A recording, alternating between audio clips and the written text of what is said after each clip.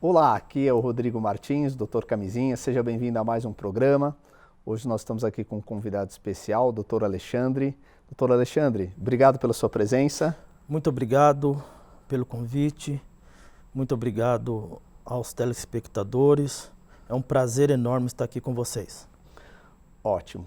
Hoje nós vamos tratar sobre um tema, que é ansiedade, depressão, sexo e religião.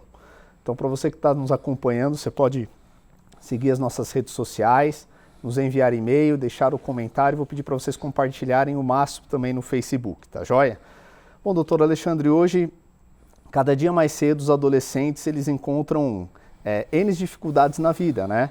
E eu queria que você falasse um pouquinho para nós aqui, dentro dessas dificuldades, né? Uma delas é a ansiedade. Então, assim, para a gente resumir, para você explicar para os nossos telespectadores, principalmente para o adolescente, né, o que é a ansiedade?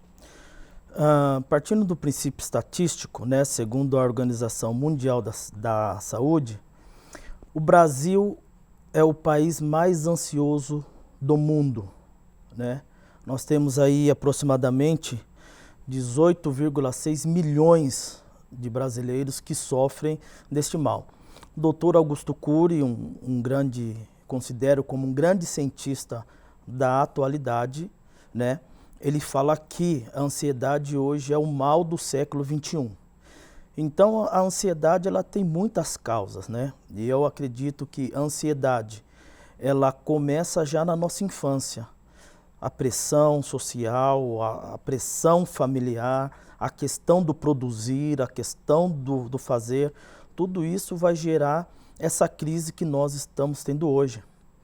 E geralmente, doutor, assim, se você pudesse classificar, existem tipos de ansiedade de acordo com a fase da pessoa ou um contexto geral? Assim, hoje a gente tem a ansiedade generalizada, a gente tem a ansiedade associada ao medo, né? Porque a ansiedade é aquela coisa do si. Eu digo que a ansiedade é aquela questão da pressão, né? Então, tem uma frase que eu uso, que a ansiedade é o fantasma do amanhã. A gente está sempre preocupado com o futuro.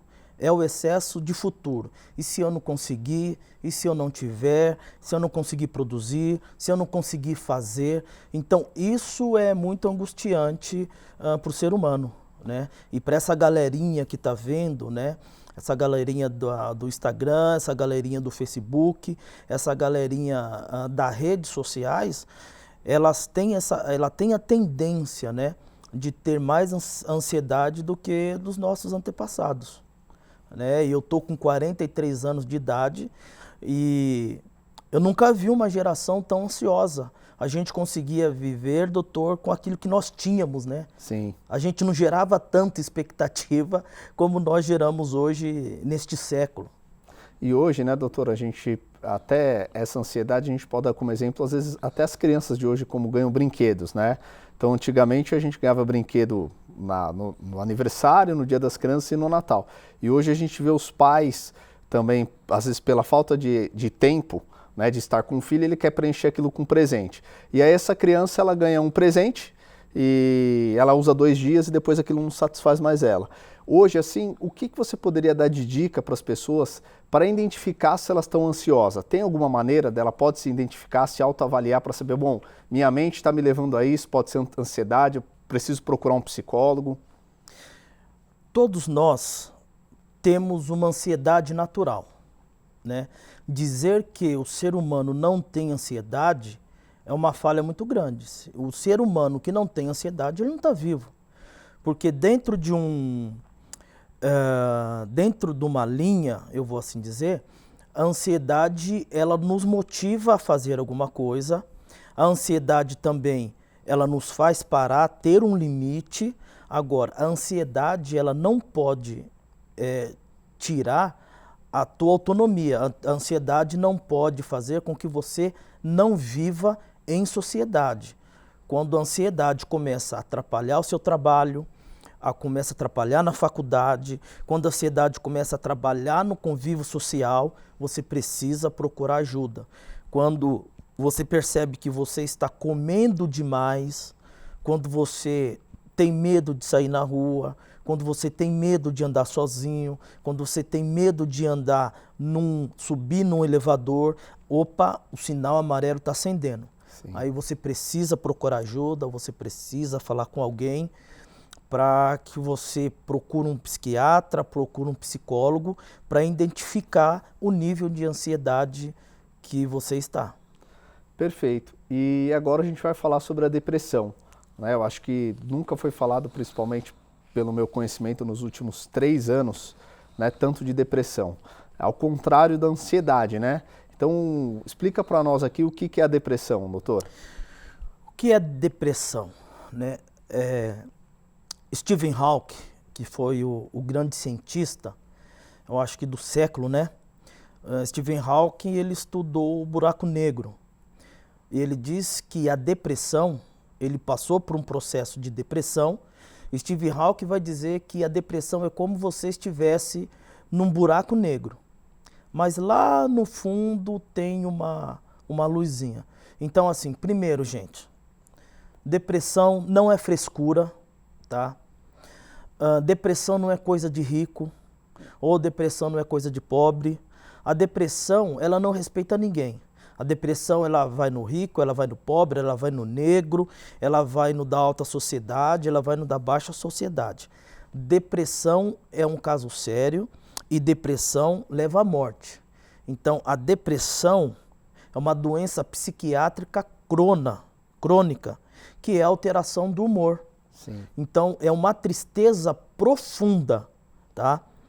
Também, doutor, nós devemos tomar muito cuidado, porque hoje a pessoa ficou triste, já vão identificar ela como um depressivo. Tá. Não, nós também, é normal a gente estar triste um dia, estar mais triste ou estar menos triste. Então, a gente precisa também tomar cuidado. Tô triste, tô depressivo. Não, a tristeza faz parte da vida.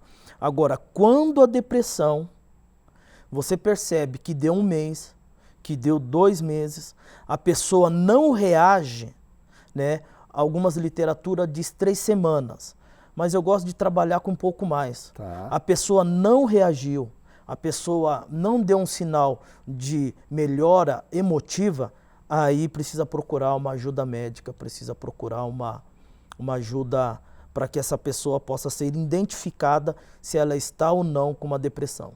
E hoje, na sua visão, doutor, o que você enxerga hoje, principalmente os adolescentes, né?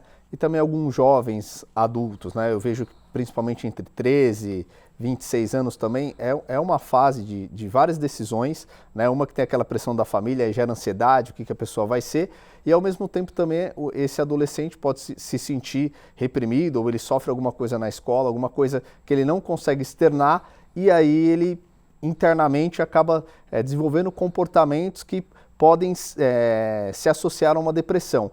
Quais são os sinais que você diria para um pai tomar atenção, ou até mesmo um filho olhar para o pai, que isso pode acontecer com qualquer idade, qualquer classe social? Olha, a criança, ela tem uma rotina, né? O pai conhece a rotina dessa criança. Levanta, gosta de jogar bola, gosta do videogame, não é de dormir muito, é uma criança ativa. Então, essa rotina mudou, o farol amarelo está acendendo. Esse menino já não quer mais fazer aquilo que ele mais gostava, esse menino já não está mais sorrindo, esse menino já não é aquele menino, né, de compartilhar, de sorrir, de brincar. Procure ajuda, né? Eu presto um trabalho social numa instituição religiosa e uma criança vinha muito bem, uma criança de 12 anos, e ela mudou a rotina, assim, ela se desconstruiu, se desconfigurou, como a gente fala, tá? O que acontece? A mãe dessa criança começou a trabalhar o dia inteiro, foi para a faculdade, ele tinha uma ligação, um elo de amizade, de afeto com a mãe muito grande. Então, ele sofre um abandono por parte da mãe, não que a mãe quis abandoná-lo, né? e ele vivia numa comunidade evangélica, por alguns motivos ele sai daquela comunidade evangélica e também ele ficava com a avó e devido a essa mudança da mãe ele começou a ficar em casa sozinho. Então essa criança, devido a essa rotina, essa criança caiu num quadro depressivo grave. Eu vejo, doutor, hoje a família ela mudou muito, né? Então hoje uma criança ela pode ser criada por 2 pais, por 2 mães, né? Na psicologia eu acredito que a criança ela precisa de uma figura materna ou paterna, né? E independente de casais homo ou hétero, né? É muito importante que os pais tenham essa consciência em relação a essa criança, porque se a criança ela cresce sem esse tipo de figura, também gera essas consequências, né? Sim, e isso é um fator que tem gerado, né? A gente aqui não quer entrar na questão se é certo, se é errado. Não, essa criança ela tem que explicar para ela essa configuração, né? Ela precisa estar ciente dessa configuração, porque vai ter o amiguinho que vai falar lá na escola, o convívio vai mudar. Mas o importante disso, doutor, é o afeto. Aonde tem afeto, aonde tem amor, aonde tem o respeito, as doenças emocionais elas são mais difíceis de emergir. Sim. Então, no caso, o mais importante agora, se a gente fosse resumir isso, é o pai e a mãe olhar o comportamento dessa criança, né? E também, principalmente, eu vejo que, como está tendo muita mãe solteira também, essa mãe ela quer viver. Quer viver. E às vezes ela não sabe que ela vai ter que pular uma etapa da vida dela para atender esse ser humano que nasceu, que ela está criando, que é uma criança, um adolescente, porque isso vai gerar consequências nesse adulto, né? Sim, é a responsabilidade, né? E para a galerinha que está nos ouvindo aqui, são as consequências da vida, né? Aquilo que a gente plantar, a gente colhe. Todas as nossas escolhas vai gerar uma consequência. E até escolhas boas que nós fazemos na vida geram uma consequência. E de repente não é a consequência boa que nós esperávamos. Exatamente. Então, o doutor aqui ele foi bem claro em relação tanto à ansiedade quanto à depressão, que são males que está atingindo a nossa sociedade, né? Então nós vamos agora para um rápido break e nós já voltamos.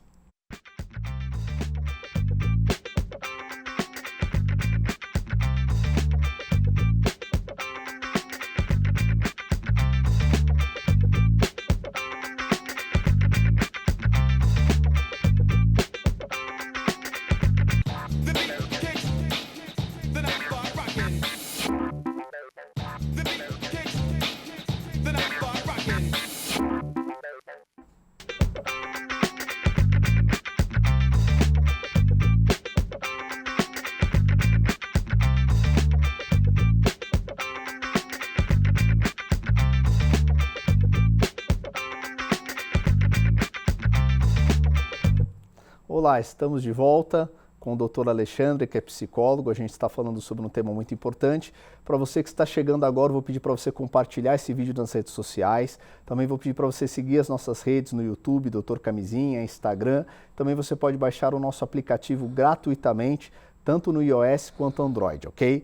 Doutor, agora a gente vai falar de um tema muito polêmico, não é? Que é sexo e religião.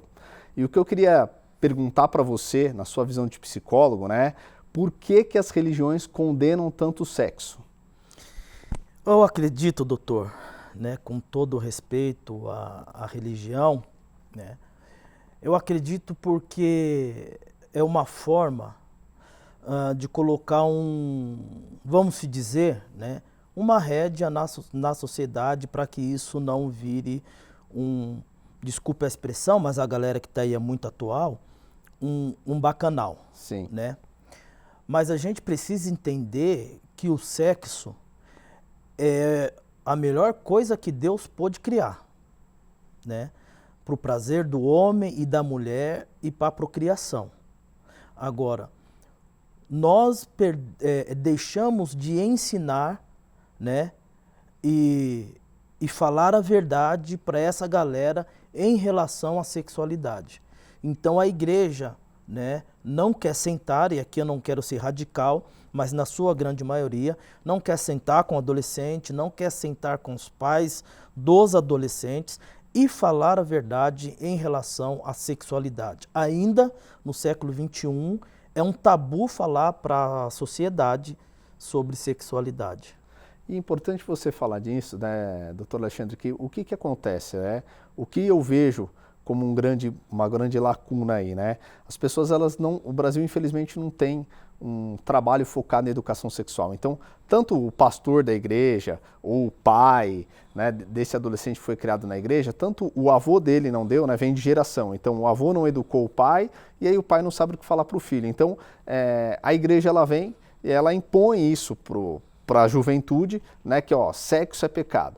E aí a minha pergunta fica para você que é psicólogo também, assim, por que nós não focamos em educar em vez de reprimir, né? Porque as infecções sexualmente transmissíveis, é claro, elas surgem da promiscuidade, né? O prazer alheio, né? A prostituição, por isso que surge isso. Então, na sua visão, o que deveria ser feito nesse contexto? Uma capacitação, abrir a mente, parar de ser hipócrita?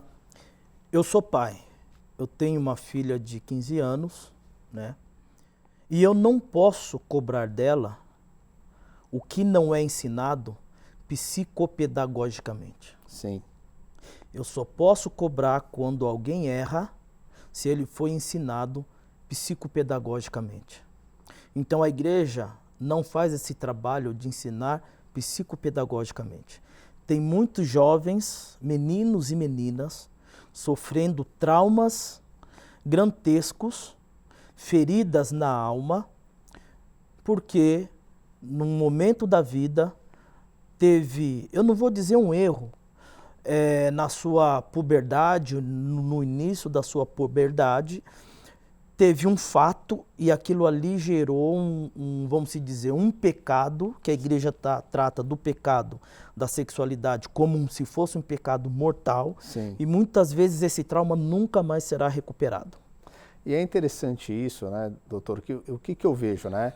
Tem muitos jovens, adolescentes que procuram o meu canal para tirar dúvida. E às vezes esses dias eu atendi uma menina que ela tinha 14 anos, mas ela fazia sexo anal desde os 12 anos. E aí eu fui fazer uma pergunta para ela, por que você tem relação sexual anal, que é a via mais perigosa para você pegar um vírus HIV ou outras ST, né? Porque o ânus, ele não é um órgão sexual. Né, ele é um órgão excretor, ele sai fezes. E aí eu fui tentar entender o porquê que aquela menina estava tendo essa relação via anal. E ela me falou que o pai dela era pastor e que ela teria que casar virgem. E aí eu vejo que tá tudo errado, né? Tá tudo errado. Você não dá o direito de explicar sobre a vida para o outro. O pecado maior, que eu acredito, é você não falar a verdade. Não falar a verdade, não explicar, é uma expressão de não amar. E você falando isso, doutor, me remete a uma coisa que é clássica hoje, né? A gente vê muitos, nós somos casados, temos nossa vida sexual ativa, temos filhos, e aí um adulto que tem a relação sexual, tem a parceira, ele chega para aquele adolescente e fala, não, você não pode ter relação sexual, você tem que se guardar, isso é só após o casamento. E aí, se a gente for fazer uma pesquisa dentro das igrejas, o que tem de divórcio dentro das igrejas, segundo casamento dentro da igreja, e 90% desses cristãos, que se dizem cristãos, não casaram virgens. Então, eu acho que é uma cruz muito pesada para você colocar num jovem, né? O que eu acredito? Que a educação pode mudar isso. Eu vou ser um pouco mais, duro em dizer que não é uma cruz, é uma hipocrisia. Jesus, ele ensinava para os seus discípulos psicopedagogicamente. Jesus, ele falava o não e o porquê do não. Sim. Né? Nós não falamos o porquê do não. Essa geração, o não basta mais. Porque depois desse grande boom da internet, a informação chegou. E nós, pais, não nos preparamos para ensinar essa galerinha que está vindo cheia de informação. Sabe por quê, doutor? Porque nós, pais, não buscamos o conhecimento. Sim. Então está difícil argumentar e contra-argumentar com essa galera que está vindo aí. Também um outro fato muito importante aqui que a gente está falando de sexo e religião, né? E eu sempre oriento os jovens a procurarem o parceiro certo. Tem muitas meninas no YouTube que, por incrível que pareça, escreve assim: eu tenho 16 anos e sou virgem, tenho vergonha. Não, você não tem que ter vergonha de ser virgem, né? Você tem que valorizar o seu corpo, você tem que conhecer o seu parceiro, você tem que ver quais são os valores dele, porque ele às vezes pode estar te usando. E às vezes um momento tão importante da sua vida, você vai perder com alguém que não vale nada. Então, eu sou a favor da pessoa se resguardar, até por causa das infecções sexualmente transmissíveis. Mas o importante é que você não pode se deixar levar pelo prazer carnal, né? Hoje as relações elas são que nem miojo, né? Em 3 minutos fez, tchau e próximo. E aí a gente entra num outro tema agora, doutor, que é a pornografia, né? Que é algo que ele é invisível, mas que ele assola a humanidade hoje de uma forma até surpreendente, né? Surpreendente. A pornografia é a degradação do ser humano. É simples, né? Eu vou usar uma palavra bem, assim, para que essa galera, a gente não precisa ter mais falar naquele quadradinho. Doutor, é uma coisa canibal. A pornografia é todo mundo comendo todo mundo. E nós não somos canibais, nós somos pessoas, né? Então, nós somos gente civilizada, nós somos gente que nós precisamos respeitar o ser humano.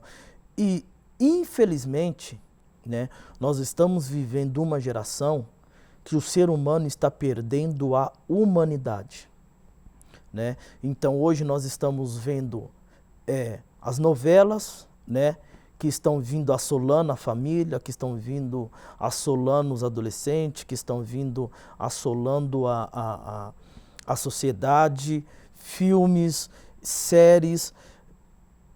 E o ser humano é para viver uma vida excelente, né? Eu não estou falando aqui na questão de ser moralista. Não.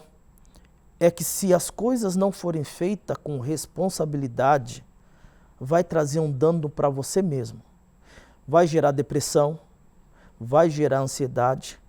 Os traumas, doutor, de algo feito, não pensado, não programado e no momento errado da vida, vai te trazer um prejuízo, talvez, para toda a tua vida e nunca mais você se cura por um ato impensado.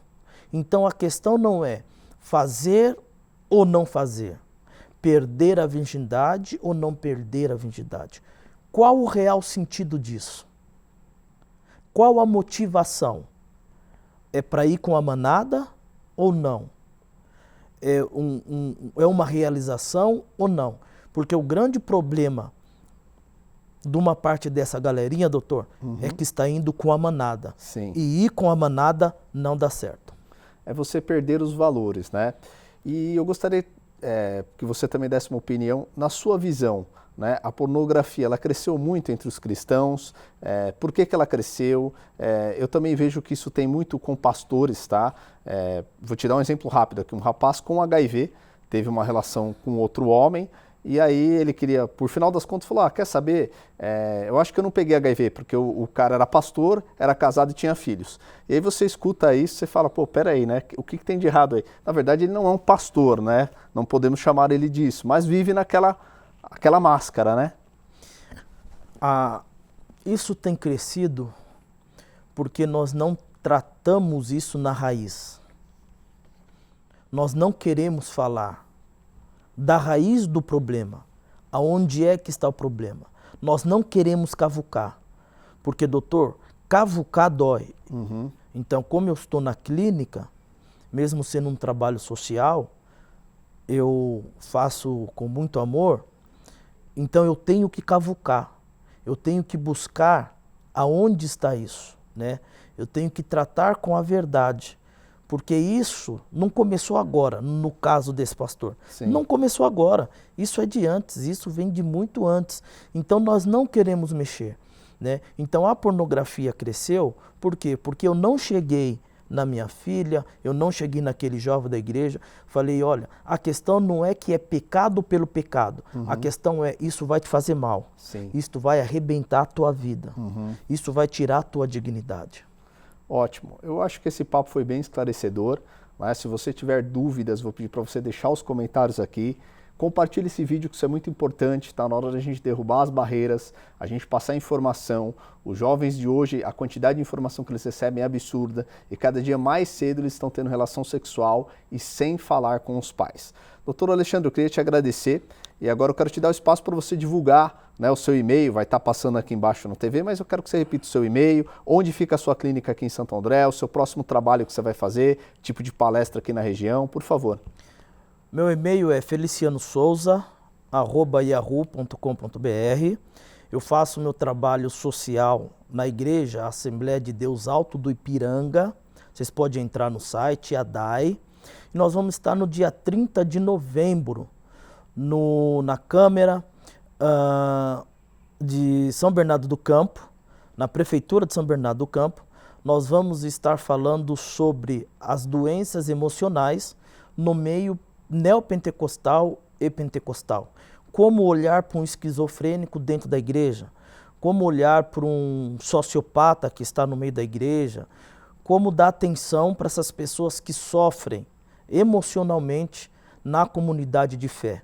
Esse é o trabalho que eu sou um psicólogo cristão, né, que trabalho com a psicologia dentro do meio evangélico. Tá joia, doutor. Quero te agradecer mais uma vez pela sua presença, né? Agradecer a você que nos assistiu. Eu que agradeço. Fique com Deus e até a próxima semana. Um abraço. Okay.